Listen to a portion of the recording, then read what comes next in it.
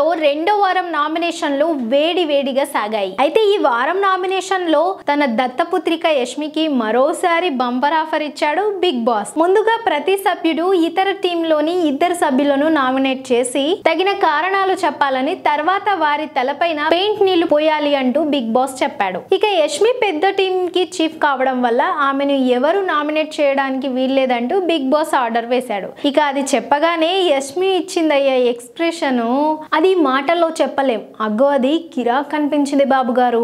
ఇక నామినేషన్స్ లో ఓ రేంజ్ లో రెచ్చిపోయింది సీత.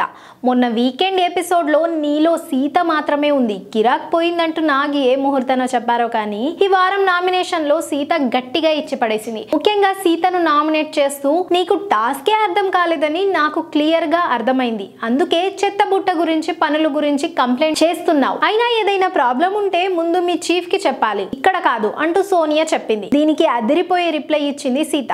నాకు క్లారిటీ ఉంది, నాకు తెలుసు, అది నీ అభిప్రాయం, నాకు నొప్పొస్తే నేను చెప్తా, మీ దాంట్లో మీకు నొప్పిస్తే మీ చీఫ్ దగ్గరికి వెళ్తారేమో అంటూ సీత ఇచ్చి పడేసింది. దీనికి ఆన్సర్ చేయకుండా మీ గ్రూప్ అంతా ఫెయిల్ అయ్యారు, అయినా ఇండివిజువల్ గా చెప్పుకుంటే ఇంకేంది బిగ్ బాస్ అంటే బిగ్ బాస్ పిచ్చోడా, డివైడ్ చేసి టీం ఇచ్చినోడు పిచ్చోడా, నువ్వు ఇండివిజువల్ గా మాట్లాడితే అంటూ సోనియా బిగ్ బాస్ ను కూడా తిట్టడం మొదలు పెట్టింది. ఇక దీనికి కూడా సీత మామూలుగా రిప్లై ఇవ్వలేదు. ముందు నువ్వు గేమ్ అర్థం చేసుకొని తర్వాత నాకు ఎక్స్ప్లెయిన్ చేయి, ముందు నీకు గేమ్ అర్థం కాలేదు, ఇది ఇండివిజువల్ గేమ్ కాకపోతే వెళ్ళి నీ నామినేషన్ నీ చీఫ్ ను చేయమను, నువ్వెందుకు చేస్తున్నావు, క్లారిటీ నాకుంది నీకు కాదు, బొక్కలో క్లారిటీ అంటూ సీత ఫైర్ అయింది. దీనికి ఎక్కువ మాట్లాడొద్దు సీత, పిచ్చి మాటలు మాట్లాడకు అంటూ సోనియా వాయిస్ రేజ్ చేసింది. దీంతో సోనియా నువ్వు బొక్క అని నేను అన్నానా, లేదు కదా, నీ రాజ్యంలో నీ రాజు తప్పైనా మీరు వంగుతారేమో కానీ నేను మాట్లాడతా, నా ఇష్టం నేను మాట్లాడతా అంటూ మరోసారి ఇచ్చి పడేసింది సీత. విష్ణుప్రియపై personal attack. ఇక విష్ణుప్రియ తర్వాత సోనియాను నామినేట్ చేసింది. లాస్ట్ వీక్ జరిగిన నిఖిల్ ఇష్యూ గురించి రేజ్ చేస్తూ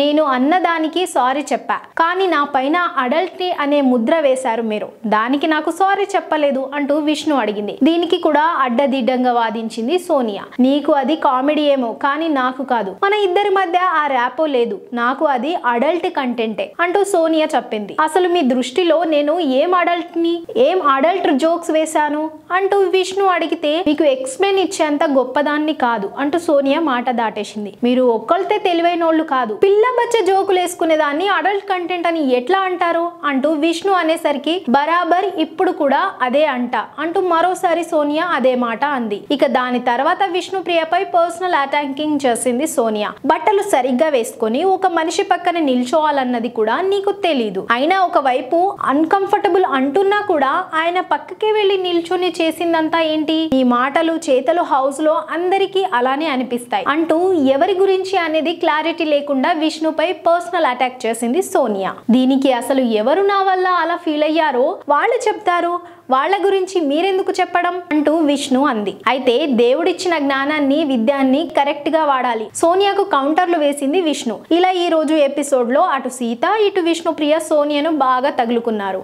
ఒక ముక్కలో చెప్పాలంటే లాస్ట్ వీక్ వీళ్ళు ఫ్లాప్ అంటూ నాగ్ ఎలాగైతే చెప్పారో ఈ వారం నామినేషన్ లో మాత్రం విష్ణుప్రియ సీత సూపర్ హిట్ అని చెప్పాల్సిందే.